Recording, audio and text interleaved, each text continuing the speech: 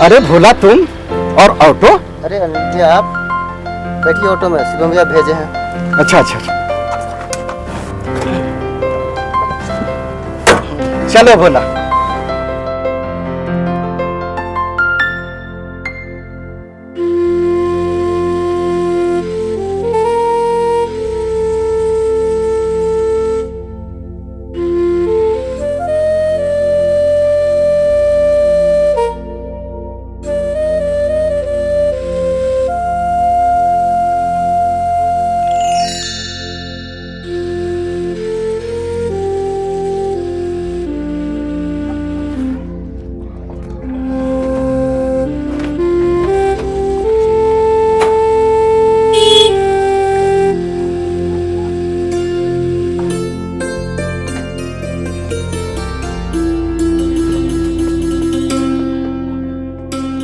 अनिल, मैं तेरे बीटेक करने के बाद अच्छे कैंपस से बहुत खुश हूं। भैया यह सब आपके ही आशीर्वाद से संभव हुआ। नहीं रे, ये सब तेरी मेहनत और लगन का फल है। भैया भोला खेती छोड़कर ऑटो क्यों चलाने लगा? अनिल, अब खेती में रखा ही क्या है? जितनी ज्यादा खेती उतना ही ज्यादा घाटा। अब तो खेती से मजदूरी निकालना भी मुश्किल हो गया है। इसी से तंग आकर भोला के पिता ने आत्महत्या कर ली। क्या?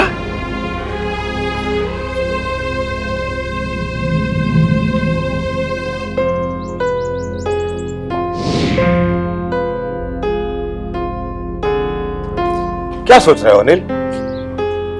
अंदर चलो। यह घटना कोई नई नहीं है। हर साल न जाने कितने किसान आत्महत्या कर रहे हैं। भैया मैं खेती करूंगा सिर्फ भोला के लिए कि वह ऑटो को छोड़कर पुनः खेती की ओर लौट सके। आज खेती को पढ़े लिखे नौजवानों की जरूरत है भैया।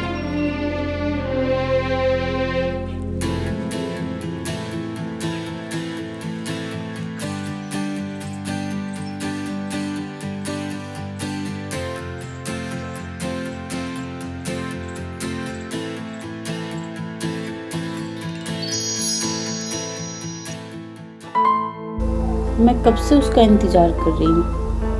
अब तक तो आ जाना चाहिए था। कहीं भोला ने उसका आने की खबर गलत तो नहीं दी है?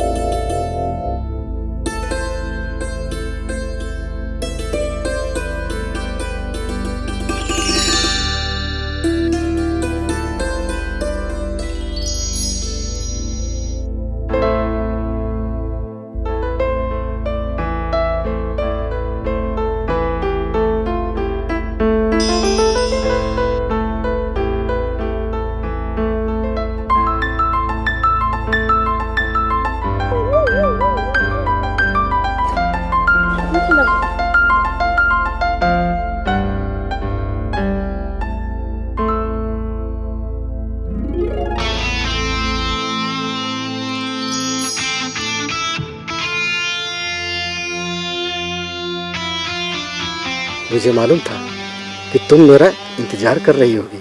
सच? हाँ साथी।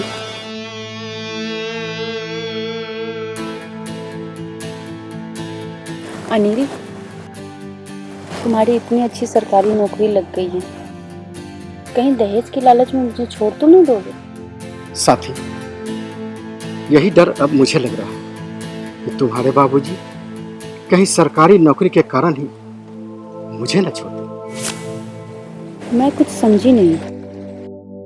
साथी मैं सरकारी नौकरी छोड़ रहा हूं क्योंकि मुझे हर उस कुर्सी से डर लगने लगा है जो आदमी को जड़ बना देता है। ये क्या बोल रहे हो अनिल? कहीं तुम पागल तो नहीं हो गए हो? सरकारी नौकरी मतलब सुरक्षा, इज्जत और एक तय जिंदगी। आरती मैं इन सब बातों को नहीं मानता। भोला के बाबूजी की आत्महत्या ने मुझे अंदर तक झकझोर दिया है। साथी, आज खेत को मेरे जैसे लोगों की जरूरत है, क्योंकि आज किसान का बेटा भी खेत छोड़कर ऑटो चला रहा है। तुम क्या चाहते हो? साथी, एग्रीकल्चर को मैं ऐसा बनाना चाहता हूं कि लोग मजबूरी में नहीं, गर्व से खेत से जुड़े, ताकि नौकरी खेत ढूंढे और लोग खेत न छोड़े। मतलब खेती सबसे बड़ी फैक्ट्री है? हाँ साथी, मुझे तुम पे गर्व है कि तुम अपना भविष्य के बारे में नहीं बल्कि देश के भविष्य के बारे में सोच रहे हो। पर मेरे पिताजी ने सिर्फ मेरे भविष्य के बारे में सोचा, तो मैं तेरे बिना कैसे रहूंगी साथी? ये पागलपन छोड़ दो साथी। साथी, मैं भी तेरे बिना नहीं रह सकता।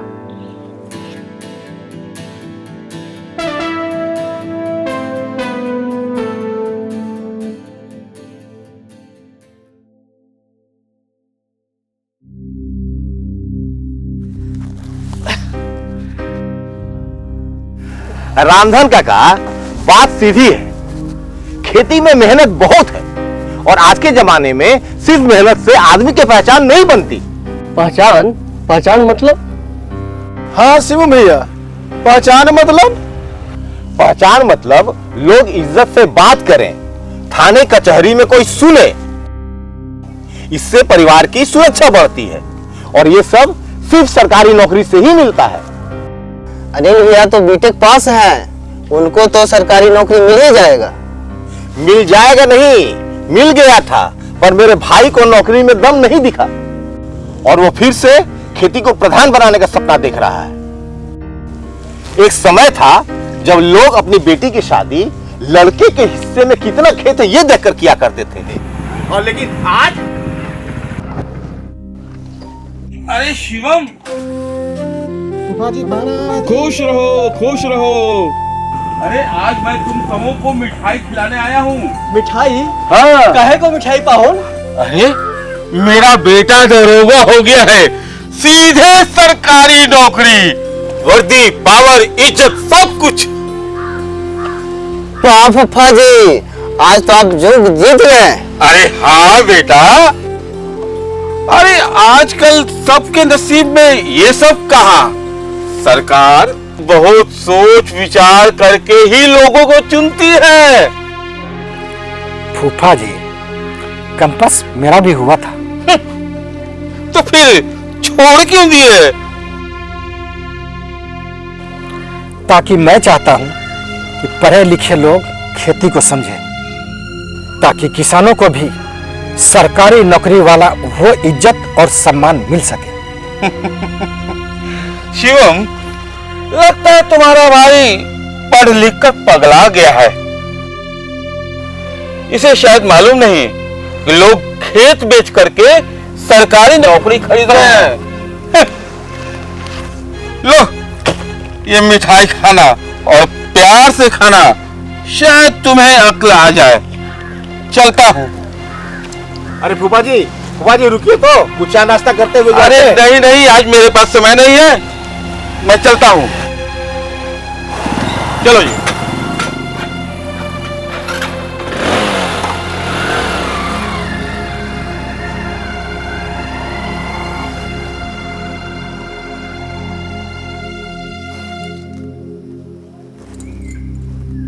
एक बात पूछूं?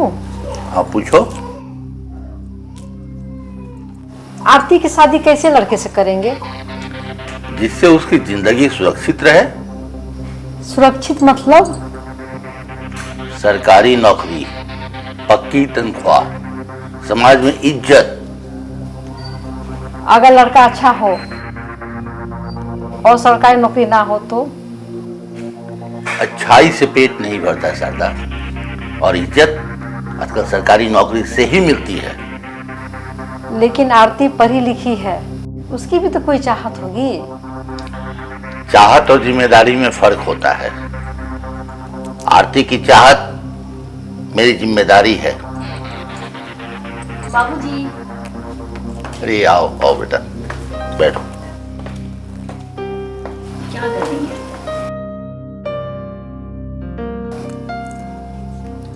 आप लोग मेरी शादी की बात कर रहे थे और आपने तय भी कर लिया, सरकारी नौकरी वाला लड़का।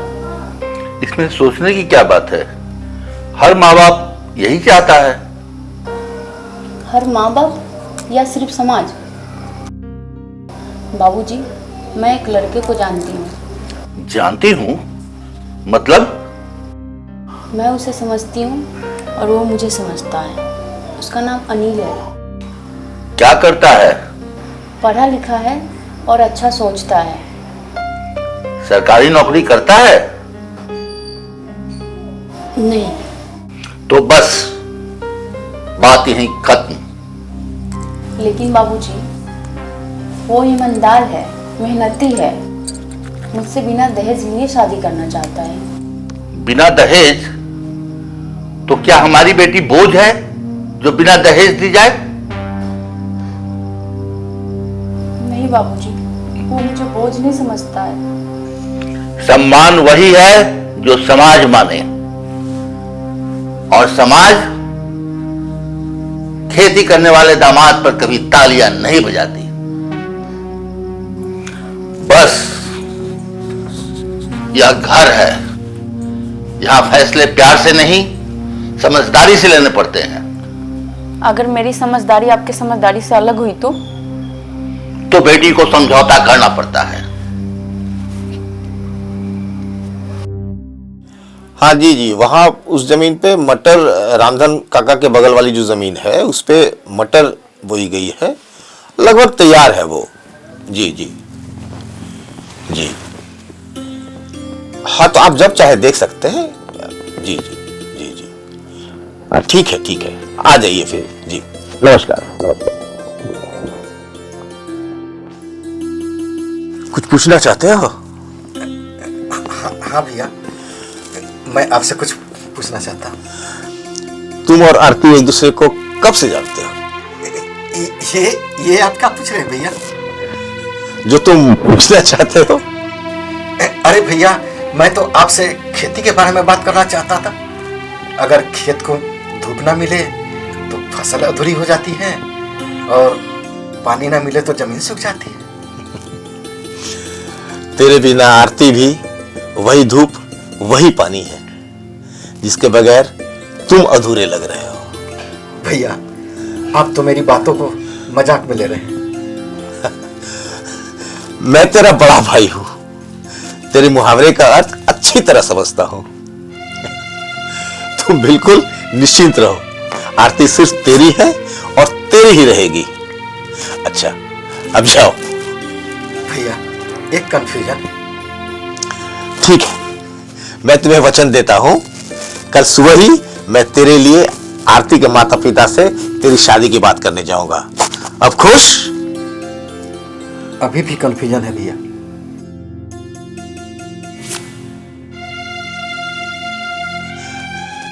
अरे पगले, तूने अपने दिमाग में अपने भाई के बारे में ऐसी घटिया सोच लाई कैसे? मैं तेरी शादी में एक पैसा भी दहेज नहीं लूंगा। मुझे माफ कर दीजिए भैया, मैं आरती को किसी भी कीमत पर खोना नहीं चाहता। रामनाथ जी, आज तो आपका चेहरे पर अलग ही चमक है। अरे चमक होगी क्यों नहीं, दरोगा जी दामाद बनने वाले हैं। अरे भाई साहब, वर्दी, रुतबा, सरकारी नौकरी और तो और पूरा पैकेज। और शादी भी ऐसी होगी कि पूरा मोहल्ला देखेगा। वाह क्या वाह बात वाह है। वाह। रामनाथ जी, दहेज कितना में तय हुआ है? 20 लाख नगद, सोने का चैन, बाइक और फर्नीचर अलग। वाह, पिता हो तो आपके जैसा, न बेटी की पढ़ाई में कोई कमी की, न शादी में कोई कसर छोड़ी। वाह। समाज में आपकी हैसियत आज और ऊपर चली गई। आओ आओ शिव आओ।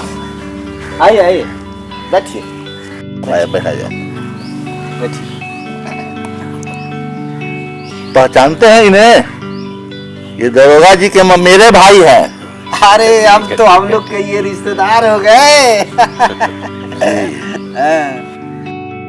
शिवम, आरती की शादी तुम्हारे फुफेरे भाई दरोगा जी से तय हो गई है।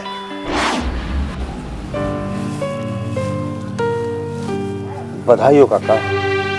मैं भी इसी सिलसिले में आपसे मिलने आया था। हाँ हाँ बोलो, क्या बात है?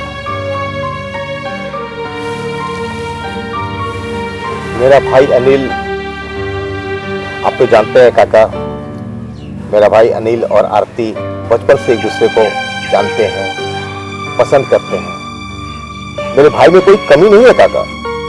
सबसे बड़ी बात यह है कि दहेज कितना लेंगे आप? एक पैसा भी नहीं। रामनाथ जी, आज के जमाने में ऐसा लड़का मिलना बड़ा मुश्किल है। अभी तो शादी की बात ही हुई है, कुछ बिगड़ा नहीं है। आप लोग समझेंगे नहीं। काका, समझने की कोशिश कीजिए। मैं अपनी बेटी की शादी सरकारी नौकरी वाले से ही करूंगा। लेकिन काका, सरकारी नौकरी इंसान की काबिलियत तय नहीं करती, समाज तय करता है।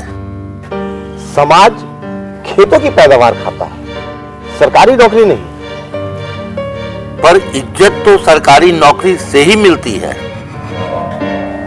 काका, मैं अपने भाई के लिए आपके सामने झुक रहा हूं। ये रिश्ता बराबरी का है, प्यार का है। अगर आपको मेरी बेटी को बहू बनाना है तो पहले अनिल को सरकारी नौकरी ज्वाइन करवाइए। पर वो अपनी सोच नहीं छोड़ सकता काका। तो ये रिश्ता यहीं खत्म।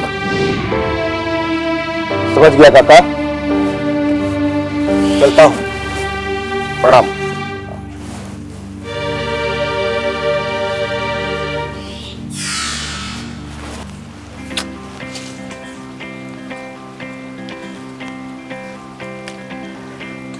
आज फिर देर कर रहा है। पता नहीं ऐसा कौन सा जादू कर दिया है मुझसे। उससे बिना मिले जाने को मन ही नहीं कर रहा है।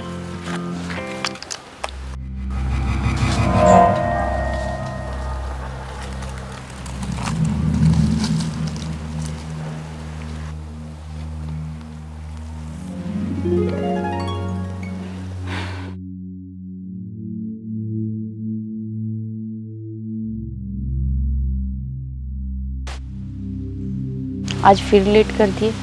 कहाँ थे अब तक? बोलते क्यों नहीं?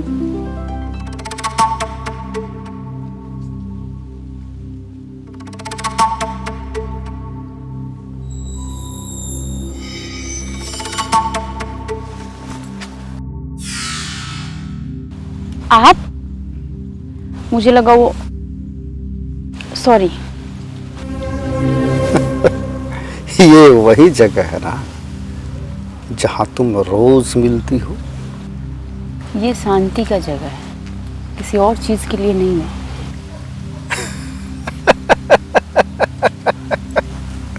बिल्कुल अकेलापन, एकदम शांत जगह। अरे यही वो जगह है ना जहां तुम रोज उससे मिला करती हो।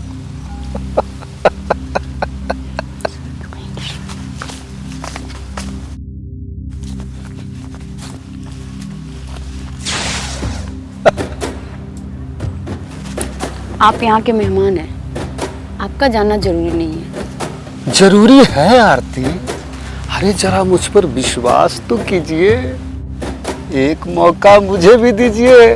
मैं आपकी चाहत पर बिल्कुल खरा उतरूंगा। हद में रहो, तुम्हारे लिए ठीक नहीं होगा। अरे छोड़ो मुझे, छोड़ो। खत्म। चिल्ला क्यों रहा है? अरे आज मैं तुम्हारी जगह चला आया तो क्या हुआ?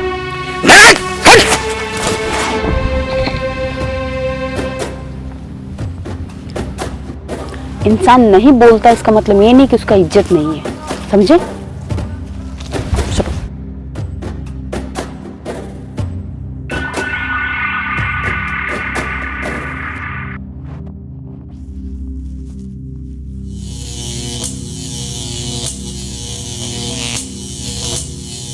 कुछ लड़ाइयाँ यही खत्म हो जाती हैं तो कुछ यहीं से शुरू होती है।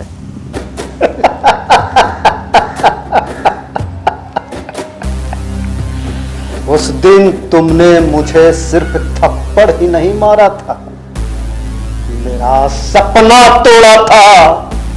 मेरा अहंकार नहीं, मेरी चाहत को रौंदा था। और आज वही चाहत खुद चलकर मेरे सामने आई है। किसे पता था कि जिस लड़की की वजह से मैं टूटा था, आज उसी से जुड़कर मैं पूरा हो जाऊंगा।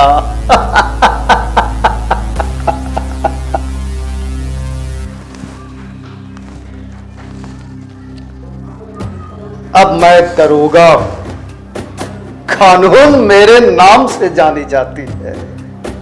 और जब इंसान के हाथ में ताकत हो ना, तो वह रिश्तों को भी अपनी शर्तों पर चलाना सीख जाता है।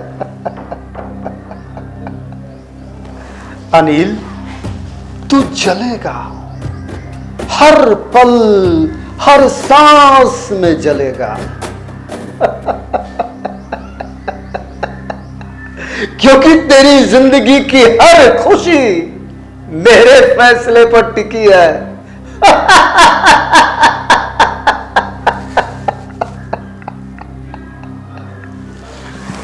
बाबूजी, आपने मेरे उस जख्म पर मरहम लगा दिया है जो बरसों से जल रहा था।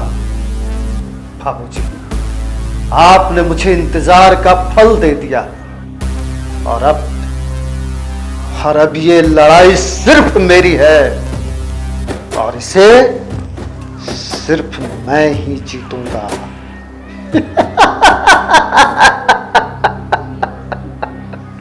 सिर्फ मैं। सब कुछ लगभग तय हो गया है। बारात, तिलक, सामान, बस 5 लाख की कमी रह गई है। रामनाथ, तुम जानते हो इस समय हालत ठीक नहीं है। खर्चे इतने बढ़ गए हैं कि हाथ खाली होना स्वाभाविक है।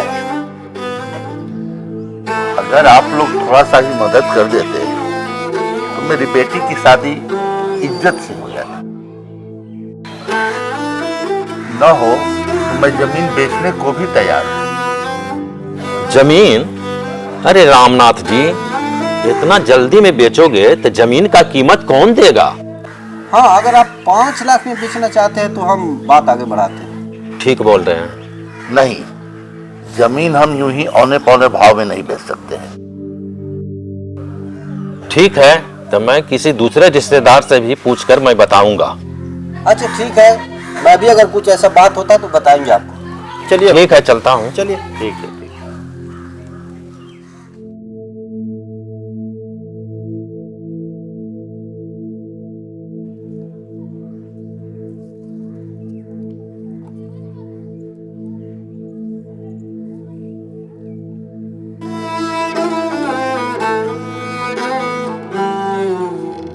एक बात बोलूं?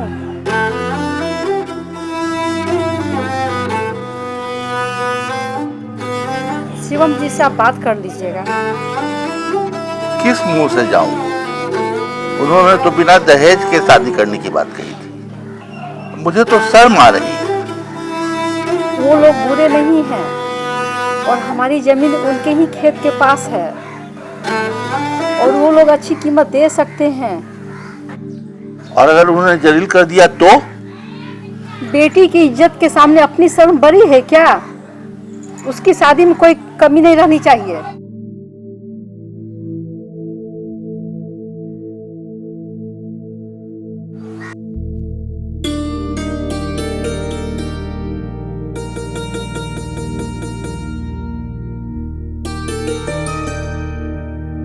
शिवम, अरे काका, आप आइए आइए आइए, बैठो बैठो।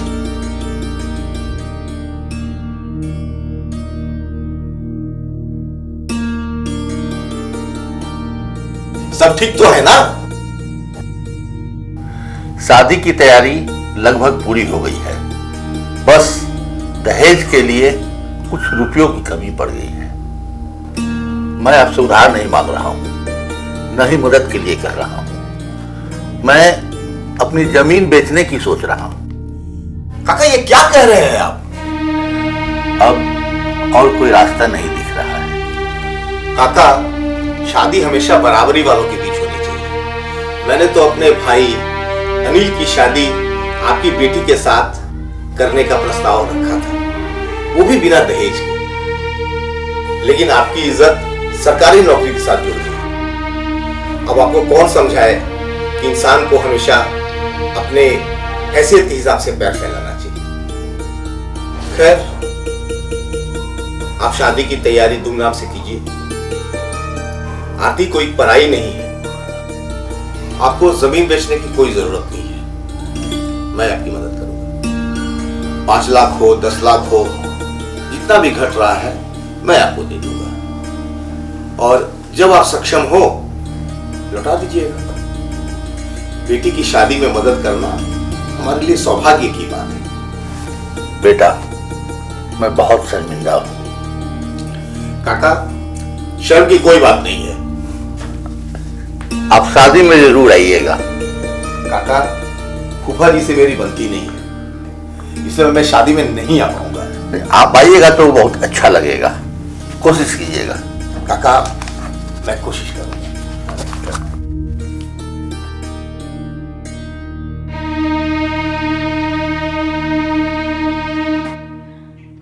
अनिल, तुम अपना लक्ष्य को कभी छोड़ना मत। तुम्हारी लड़ाई नौकरी से नहीं, तुम्हारी लड़ाई सोच से है। लोग खेत छोड़कर शहर भाग रहे हैं, तुम्हें उन्हें वापस लाना होगा, खेतों से जोड़ना होगा। उन्हें बताना होगा कि सरकारी नौकरी ही सब कुछ नहीं है। अनिल, मैं तुम्हें ये नहीं कहती कि मैं तुम्हें भूल जाऊंगी, लेकिन तुम मुझे भूलने की कोशिश करना और अपने लक्ष्य को कभी भूलना मत।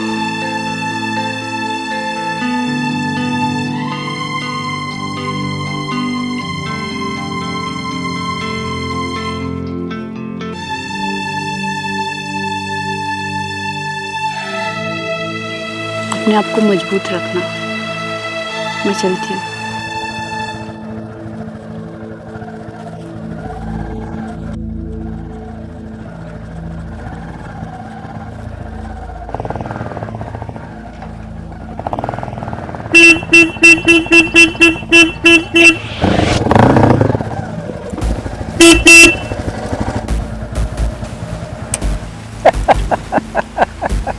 वाह अनिल भैया, वाह क्या सीन है।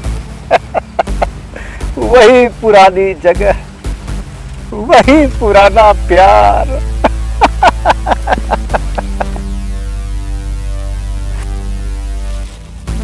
अरे आपको तो मालूम ही है कि हमारी शादी आरती से तय हो चुकी है। अब आपकी आरती, आपकी बाबू, सोना, मेरी जान नहीं रही। अब वो मेरी पत्नी, धर्म पत्नी बनने वाली है।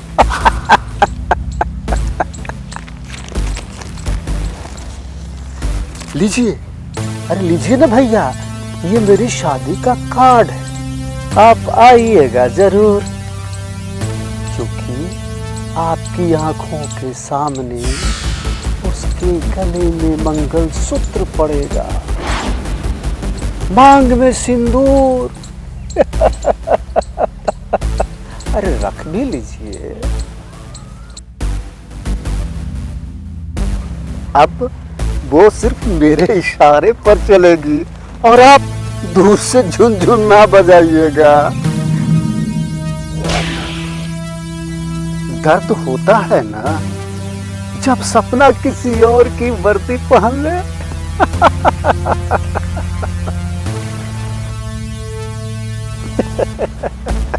लीजिए, अरे लीजिए ना भैया, शादी में आइएगा जरूर, क्योंकि आपकी जलन के बिना मुझे पूरी खुशी नहीं मिलेगी। चलता हूं भैया, बाय।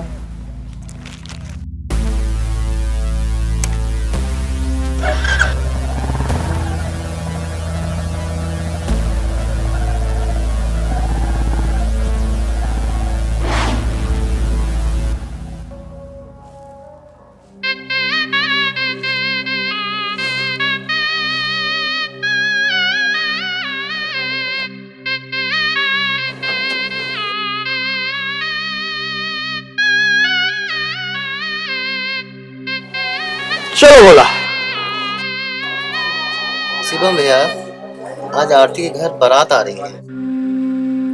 ये बिल्कुल गलत हो रहा है। क्या अनिल भैया के बगैर आरती खुश रह पाएगी? हाँ भोला, मैंने तो अपनी तरफ से पूरी कोशिश की, पर आरती के पिता माने ही नहीं। पता चला है आरती की शादी आपके फुफेरे भाई गौतम से शादी हो रही है। हाँ भोला, शायद नियति को यही मंजूर है। चलो चले।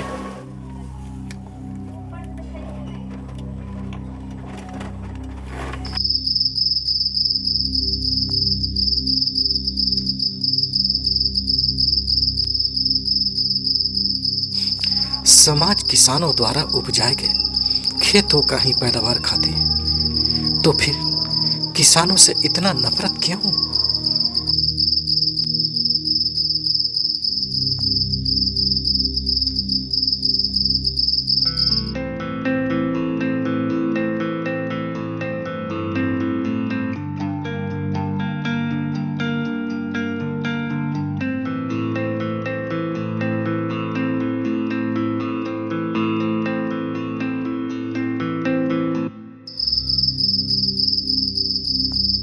अगर मैं सरकारी नौकरी करता तो उसे कौन सा सुख दे देता जो मैं अभी नहीं दे सकता।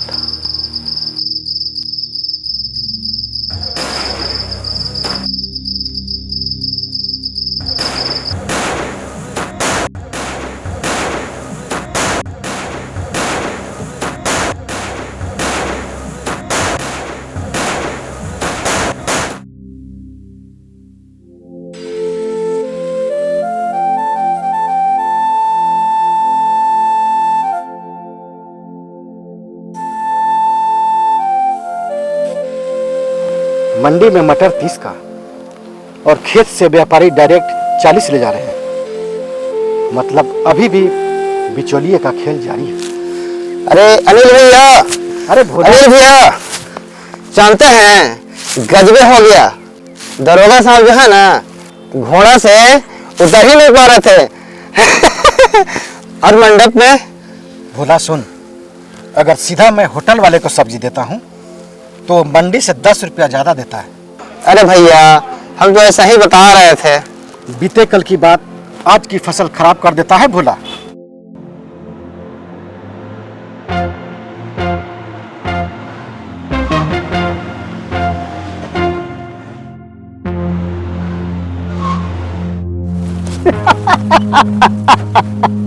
प्रणाम अनिल भैया।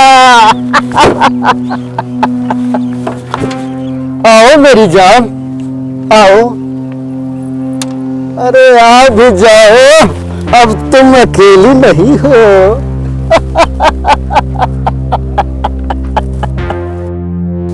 अब यह उसकी जिंदगी है, उसकी पसंद, उसकी सजा, मुझे क्या।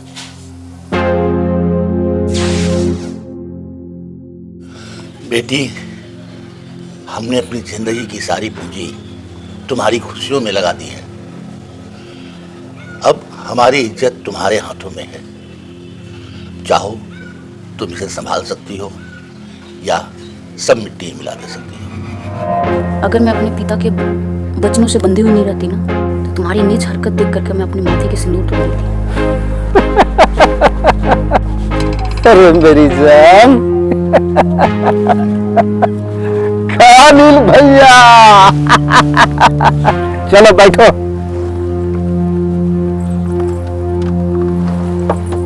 चलते हैं। प्रणाम।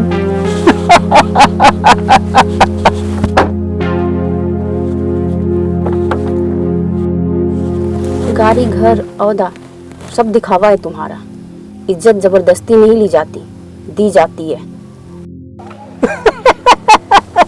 बाय बाय भैया।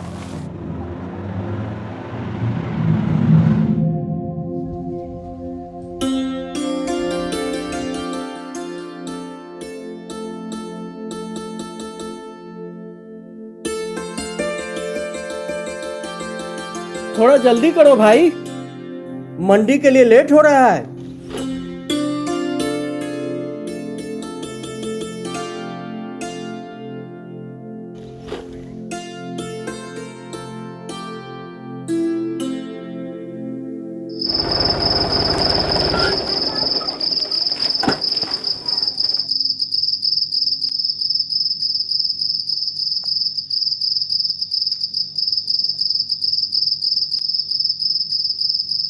अरे रामधन काका, आज सब्जी का भाव कैसा रहा? आज तो सब्जी का बाजार पहले से भी गोबर था। आज थोक वाले 1 रुपया का रेट लगा कर गए हैं, जिससे सब्जी तोड़ाई का खर्च भी नहीं निकला। अब तो लगता है जैसे खेती से काम नहीं चलेगा। मैंने तो फैसला कर लिया है कि अब पूरा परिवार बाहर जाऊंगा और किसी फैक्ट्री में जाकर नौकरी करूंगा। नहीं रामधन काका, प्लीज कुछ दिन और रुक जाइए। मेरा भाई अनिल खेती को सही रास्ते पर लाने के लिए दिन रात मेहनत कर रहा है और उसे आप सबों का सहयोग चाहिए। अगर आप लोग इस तरह खेती से एक एक कर अलग हो जाएंगे तो मेरा भाई अकेले भला क्या कर पाएगा? वो मेरा भाई है, मुझे अपने भाई पर पूर्ण विश्वास है। वो खेती के ऐसे ऐसे स्कीम निकाल रहा है जिससे हम किसानों का सीना गर्व से चौड़ा हो जाएगा। शिवम, वो दिन कब आएगा? कब आएगा वो दिन?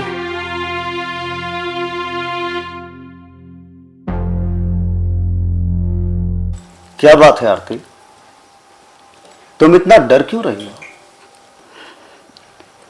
मैंने तो तुम्हें अभी छुआ भी नहीं। आपका मुझे यूं देखना ही डराती है। मतलब तुम्हें शोर चाहिए, चीख चिल्लाहट, मारपीट। देखो आरती, मैं उस तरह का इंसान नहीं हूं। मैं तुम्हें तोड़ता नहीं, खुद को तोड़ने पर मजबूर करता हूं। आप चाहे कुछ भी कर लीजिए, मैं गलत को गलत ही बोलूंगी। यही तो तुम्हारी सबसे बड़ी गलती है। आज से तुम्हारा फोन मेरे पास रहेगा। तुम्हें किससे बात करनी है, कहां जाना है, कहां नहीं जाना है, यह सिर्फ मैं तय करूंगा। और तुम्हें क्या पहनना है यह भी मैं ही तय करूंगा, समझे? ये जिंदगी नहीं है, कैद है। ये कैद नहीं, शादी है। और सुनो, अगर तुमने बाहर जाकर किसी को बताया कि मैं दुखी हूं तो मैं सबको बता दूंगा कि तुम मानसिक रूप से अस्थिर हो चुकी हो।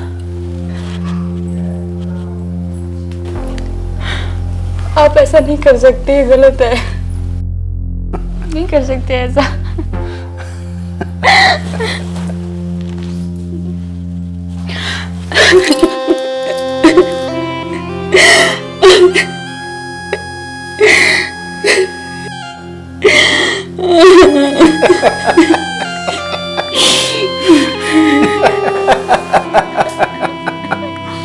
मैं दरोगा हूं आरती, सच को झूठ, झूठ को सच दोनों बना सकता हूं।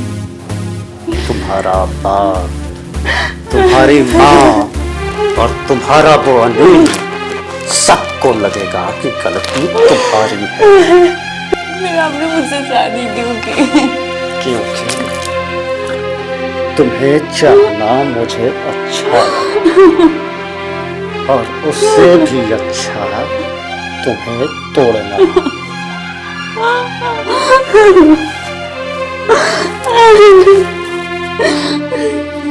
आप इंसान नहीं है।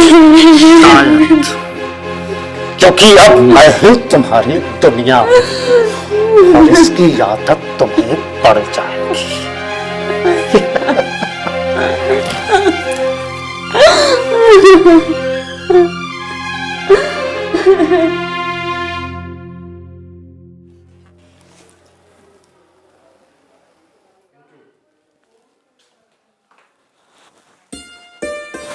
लीजिए पापा जी, चाय पी लीजिए।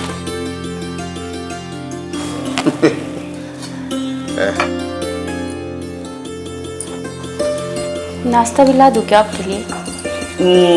अभी भूख नहीं है, बाद में लाना। ठीक है पापा जी। बहू जी। मेरा बेटा थोड़ा जिद्दी है, उसकी बातों को तुम बुरा मत मानना। बहुत लाड़ प्यार से पाला है अपने बेटे को।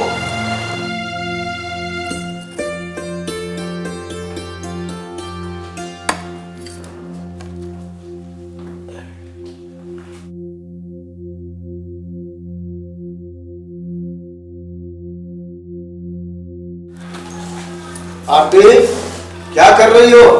जी नाश्ता बना रही हूँ। मुझे थाने जाने में लेट हो रहा है, जल्दी करो। लीजिए नाश्ता रेडी है आपका। सुनो जी। दिन में तो तुम बहुत शालीन बनती हो, रात में इतना जुबान क्यों चलाती हो? मैं आपको बस यही बोल रही थी कि आप मुझसे ऐसे बात मत कीजिए। मैं आपकी पत्नी हूँ, कोई चीज नहीं। पत्नी? पत्नी वही होती है जिसे समझाया जाए। अगर यही शादी है तो मुझे ये रिश्ता नहीं चाहिए।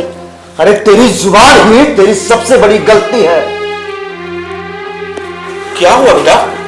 अरे अरे देखिए ना बाबूजी, अभी शादी के कुछ ही दिन हुए हैं और इसे अपने मायके की आजादी याद आ रही है। मैं सिर्फ सम्मान चाहती हूँ। सम्मान? अरे तुमसे शादी करके हमें क्या मिला? सीधे 5 लाख का नुकसान, 5 लाख का। देख लिया ना क्या कीमत है तुम्हारी इस घर में। अगर यही जगह है मेरी इस घर में तो मैं यहाँ नहीं रह सकती। तो जाओ, लेकिन याद रखना, और जब मैके लौटे तो उसका घर यही खत्म होता है। घर वे होता है जहाँ पे इंसान की कदर हो, इज्जत हो। यहाँ पे मेरी इज्जत नहीं है तो मैं नहीं रह सकती। मैं जा रही हूँ।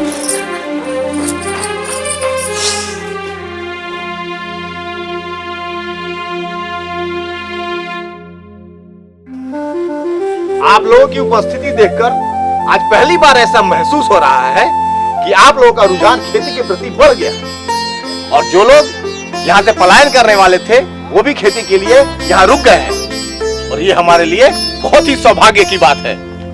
आज की चौपाल में हम लोग ये समझेंगे कि किसान समृद्ध कैसे बने। भैया, खेती तो हम लोग बरसों से कर रहे हैं, लेकिन हम लोग का हाथ खाली ही रहता है। क्योंकि खेती अब बदल चुकी है। खेती ट्रैक्टर और तकनीक से चलेगी। तकनीक मतलब ये मोबाइल। सरकार ने कई ऐप बनाए हैं, जैसे मेघदूत ऐप।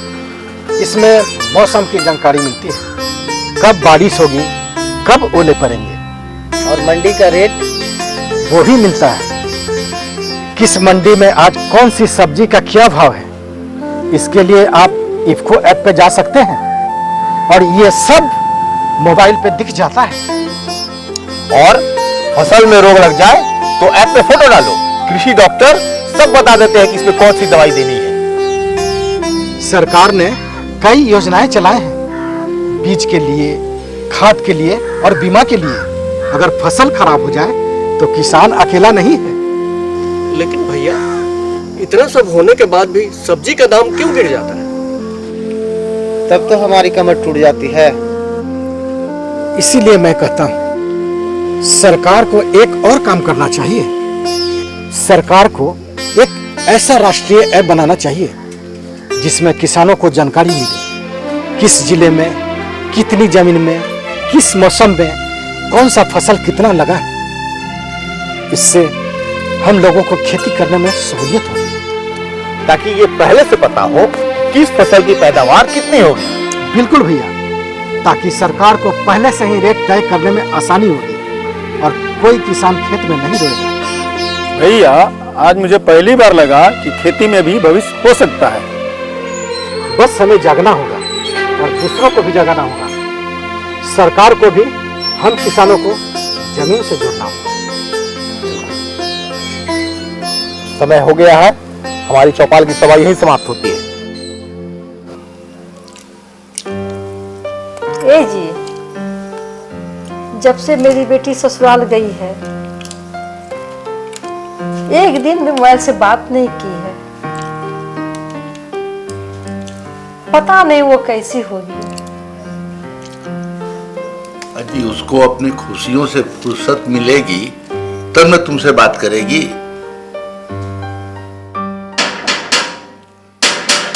जा देखो तो कोई आया।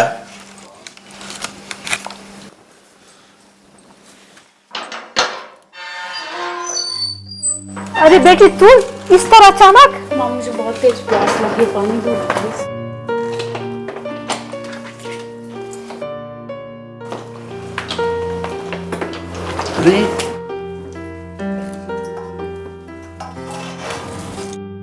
ए जी इसमें प्यास लगा है, इसे पानी दीजिए। बढ़ो।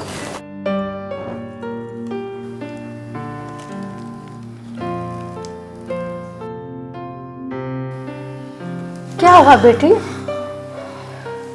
पैदल आ रही हूँ मैं। क्या पैदल?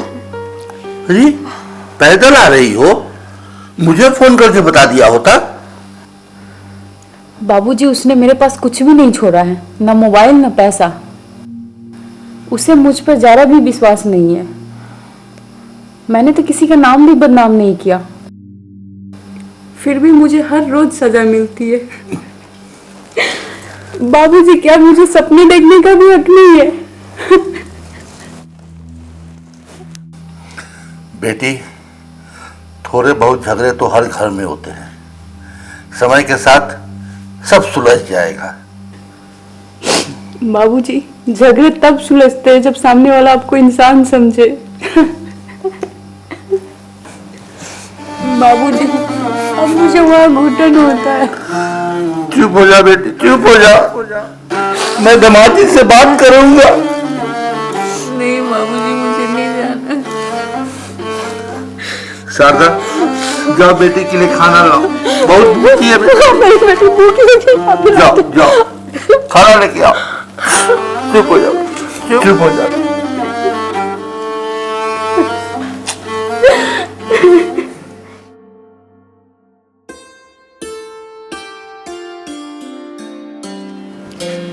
अरे रामधन काका, होटल वाले आपके खेत से सब्जी ले गए?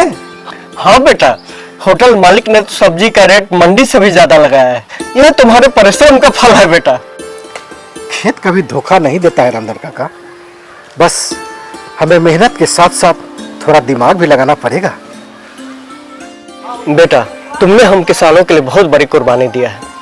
एक कोई मसीहा ही कर सकता है। अगर ऐसा ही रहा तो लोग खेतों की ओर लौट आएंगे। रामधन काका, यही तो मैं चाहता था कि लोग पूछे खाद कहाँ से लाया और कौन से रेट मिला। अनिल भैया गजब हो गया।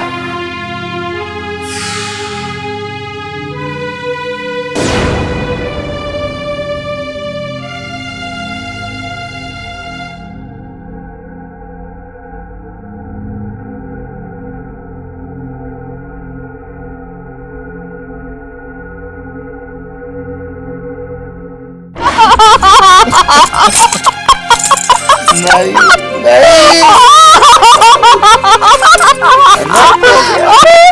नहीं ये नहीं नहीं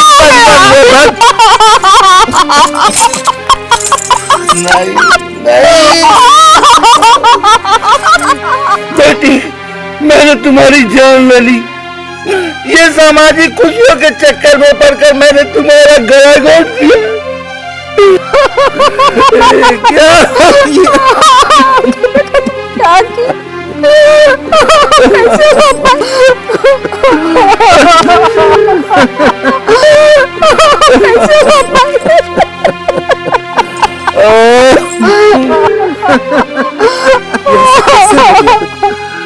मैंने इसका गला काश मैं अपनी बेटी का सुना होता।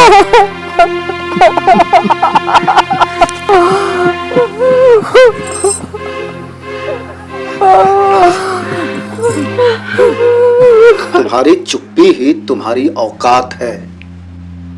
आरती, मायके चली गई हो तो क्या हुआ? औरत जहां भी जाए अपने पति की ही मानी जाती है।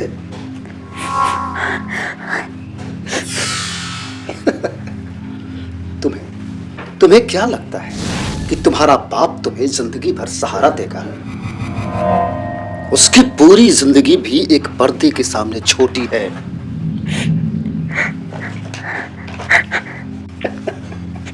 अरे तुम्हारे आंसू मुझे कमजोर नहीं मजबूत करते हैं। शादी के बाद प्यार खत्म हो जाता है, सिर्फ हुक्म चलता है। हुक्म याद रखना, अगर तुम्हें मेरे साथ रहना है तो मेरी शर्तों पर बढ़ना। बाबूजी, मैंने आपकी खुशी के लिए अपनी खुशियों का गला घोट दी। मुझे लगा मेरे पति के प्यार रूपी मरहम से मेरे दिल के जख्म भर जाएंगे और मेरी जिंदगी में फिर से वही खुशियाँ वापस लौट आएगी।